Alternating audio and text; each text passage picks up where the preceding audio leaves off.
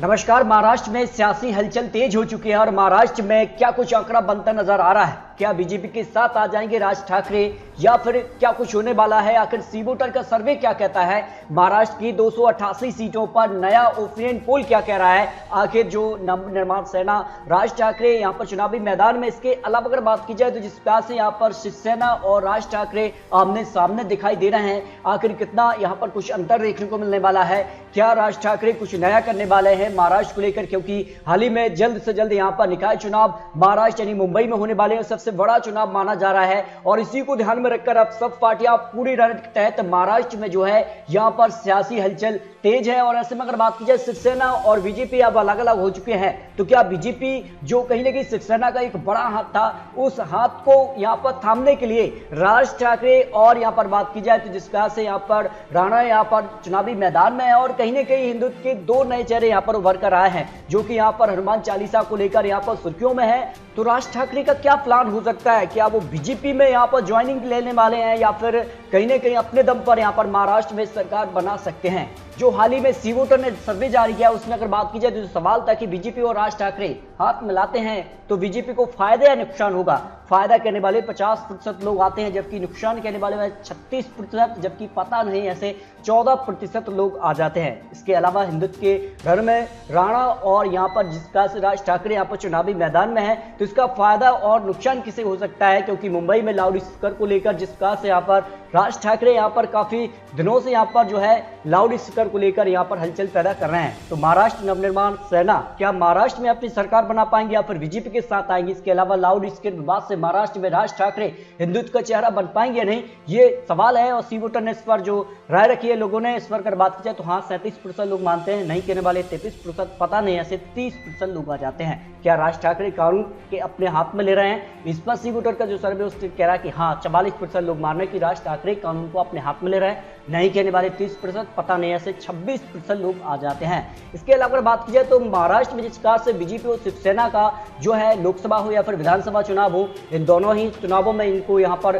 काफी अच्छा समर्थन यहाँ पर जनता ने दिया था, लेकिन दोनों अब अलग हो चुके हैं। शिवसेना जो है एनसीपी कांग्रेस के साथ सरकार चला रही है, तो यहाँ पर फडणवीस जो है वो कहीं ना कहीं एक ऐसे जो है एक राजनेता की तलाश में है जो कि कहीं ना कहीं शिवसेना की कमी को पूरा करे। तो क्या राज ठाकरे वो बनेंगे या नहीं, ये काफी महत्वपूर्ण हो जाता है। लोकसभा चुनाव की 48 सीटों में से जहां बीजेपी ने यहाँ पर 23 सीटों पर जीत हासिल की, तो शिवसेना ने 18 सीटों पर जीत हासिल की थी। तो बीजेपी चाहेगी कि 18 जो सीटें शिवसेना की रही हैं वो कहीं ना कहीं यहाँ पर राज ठाकरे के द्वारा पूरी की जाए। तो राज ठाकरे हो या फिर जो है बीजेपी शिवसेना यहाँ पर एनसीपी कांग्रेस को लेकर जनता की राय क्या कहती है?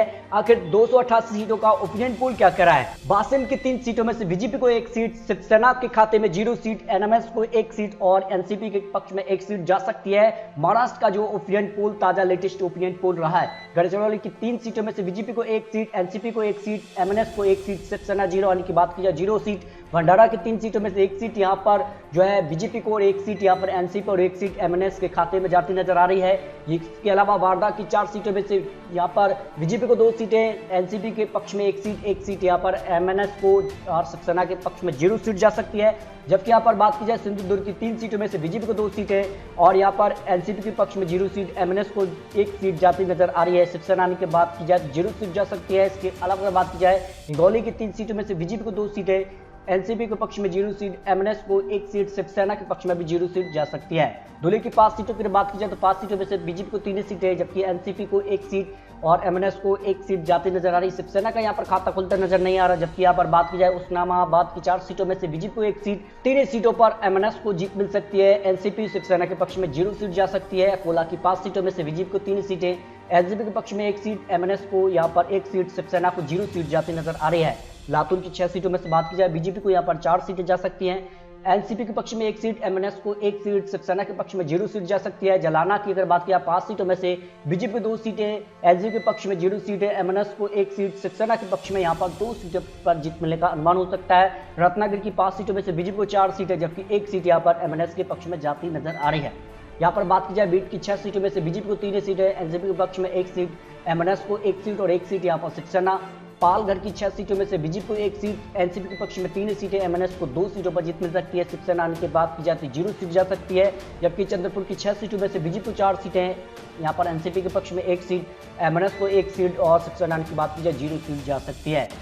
यवतमाल की 7 सीटों में से बीजेपी को 4 सीटों पर जीत मिल सकती है, 2 सीटें एमएनएस को, 1 सीट शिवसेना के पक्ष में जा सकती है। रायगढ़ की 7 सीटों में से बीजेपी को 2 सीटों पर जीत मिल सकती है, एनसीपी पक्ष में 2 सीटें और एमएनएस को यहाँ पर 1 सीट और शिवसेना के पक्ष में यहाँ पर 2 सीटों पर जीत मिलेगा अनुमान हो सकता है। यहाँ पर बात की जाए बुल्ढाना की 7 सीटों में से बीजेपी को 5 सीटों पर जीत मिल सकती है, 1 सीट यहाँ पर एनसीपी के पक्ष में और 1 सीट यहाँ पर एमएनएस को पक्ष में जाती नजर आ रही है। यानी अब तक जो आंकड़ा रहा है इसमें अगर बात की जाए 17 की 8 सीटों में से बीजेपी को 5 सीटों पर जीत मिल सकती है, 1 सीट यहाँ पर एनसीपी के पक्ष में, 2 सीटों पर एमएनएस को जीत मिल सकती है, शिवसेना का खाता नहीं। रंगौली की 8 सीटों में से बीजेपी को 5 सीट, यहाँ पर एनसीपी के पक्ष में 1 सीट, एमएनएस को 2 सीटों पर जीत मिल सकती है। इसके अलावा अगर बात की जाए अमरावती की 8 सीटों में से बीजेपी को 5 सीट, यहाँ पर एनसीपी के पक्ष में 1 सीट और एमएनएस को यहाँ पर 1 सीट जा सकती है, 1 सीट अन्य के पक्ष में भी जाने का अनुमान हो सकता है। अब तक महाराष्ट्र की 288 सीटों में से 124 के जो आंकड़े हैं इसमें बीजेपी को 65 सीट, इसमें एनसीपी के पक्ष में 21 सीट और 29 सीटों पर जिसका से राज ठाकरे यहाँ पर सुर्खियों में हैं और जिसका से यहाँ पर वो यहाँ पर रणनीति के तहत काम कर रहे हैं, तो 29 सीटें उनको मिल सकती है। हिंदुत्व के चेहरे पर वो चुनाव लड़ सकते हैं। 8 सीटों पर शिवसेना और 1 सीट आने के पक्ष में जा सकती है।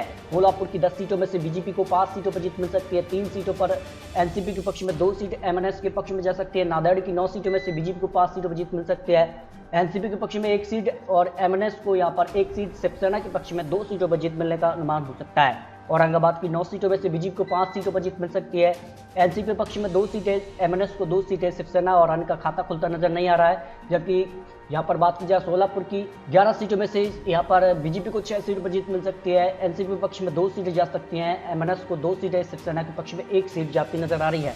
जबकि जलगांव की 11 सीटों में से बीजेपी को 8 सीटों पर जीत मिल सकती है, 3 सीटों पर शिवसेना को जीत मिलती नजर आ रही है। जबकि यहाँ पर बात की जाए मुंबई शहर की 10 सीटों में से बीजेपी को 5 सीट, 2 सीटें यहाँ पर एनसीपी के पक्ष में, 3 सीटें एमएनएस के पक्ष में जाने का अनुमान हो सकता है। इसके अलावा नासिक की 15 सीटों में अगर बात की जाए बीजेपी को 8 सीट पर जीत मिल सकती है, 2 सीटों पर एनसीपी को और यहाँ पर 2 सीटें एमएनएस को, 3 सीटों पर शिवसेना को जीत मिलने का अनुमान हो सकता है। नागपुर की 12 सीटों में से बीजेपी को 5 सीटें, 5 सीटों पर एनसीपी और 2 सीटों पर एमएनएस, शिवसेना और का खाता नहीं खुलता नजर आ रहा है। अहमदनगर की 12 सीटों में से बीजेपी को 7 सीटों पर जीत मिल सकती है, 1 सीट पर एनसीपी और यहाँ पर 1 सीट पर जो है एमएनएस को और शिवसेना को 2 सीटें, अन्य की बात की जाए तो 1 सीट अन्य के पक्ष में जा सकती है। मुंबई की 26 सीटों में से 15 सीटों पर बीजेपी को जीत मिल सकती है, 3 सीटों पर एनसीपी और 3 सीटों पर एमएनएस और 5 सीटों पर शिवसेना जीत सकती है। पुणे की 21 सीटों में से बीजेपी को 15 सीट, 1 सीट यहाँ पर एनसीपी प्लस के लिए, एमएनएस को 1 सीट और 4 सीटों पर शिवसेना आ सकती है। जबकि ठाणे की 18 सीटों में से बीजेपी को 11 सीटें, 2 सीटों पर एनसीपी और 2 सीटें एमएनएस और 3 सीटें शिवसेना के पक्ष में जा सकती हैं। यानी महाराष्ट्र की 288 सीटों का जो महा ओपिनियन पोल यहाँ पर जो तैयार किया है, जिसमें एमएनएस काफी ज्यादा यानी नवनिर्माण सेना जो है और शिवसेना के बीच जो है यहाँ पर आपसी तनाव देखने को मिल रहा है, इसका फायदा बीजेपी को मिल सकता है और सीधे तौर पर जो वोटर्स हैं जो कहीं ना कहीं यहाँ पर असमंजस में रहेंगे वो सीधे तौर पर बीजेपी के साथ जा सकते हैं। और अगर राज ठाकरे जो है वो यहाँ पर बीजेपी के साथ आ जाते हैं तो सारा जो खेल है वो बदल सकता है। फिलहाल अगर बात की जाए तो 288 सीटों में से बीजेपी को सबसे ज्यादा 160 सीटें आ सकती हैं, एनसीपी के पक्ष में यहाँ पर 45 सीटें और यहाँ पर राज ठाकरे पार्टी के लिए एमएनएस को यहाँ पर 50 सीटें, 31 सीटें शिवसेना के पक्ष में आने की बात की जाए 2 सीटों पर आ सकती हैं। यानी इसका फायदा इस चुनाव को लेकर जो है बीजेपी जो है काफी बड़ी पार्टी बन सकती है। एक बार फिर से महाराष्ट्र में बीजेपी सरकार बनाने के आंकड़े तक पहुंच सकती है। लेकिन क्या एनसीपी और शिवसेना और कांग्रेस साथ मिलकर चुनाव लड़ते हैं तो क्या बीजेपी और राज ठाकरे यहाँ पर जो पार्टी रहेगी उनको टक्कर दे पाएंगे? नहीं, ये तो आने वाला वक्त बताएगा। तो दोस्तों आपको क्या लगता है महाराष्ट्र की 288 सीटों में आखिर किसको कितनी सीटों पर जीत मिल सकती है? इस पर अपनी राय कमेंट बॉक्स में जरूर रखिए, क्योंकि ये तो चुनावी आंकड़े, चुनावी अनुमान है। आने वाले वक्त में किस प्रकार के गठबंधन होते हैं और महाराष्ट्र में अगर बात की जाए तो काफी खलबली देखने को मिल रही है। इसके अलावा हाल ही में जो है मुंबई में निकाय चुनाव भी बहुत जल्द होने वाले हैं, तो इसकी तस्वीर भी काफी कुछ बयां करेगी कि महाराष्ट्र की तस्वीर आने वाले वक्त में क्या होगी। इस पर अपनी राय रखिए। मिलते हैं सटीक और महत्वपूर्ण विश्लेषण के साथ, तब तक के लिए जय हिंद, जय भारत।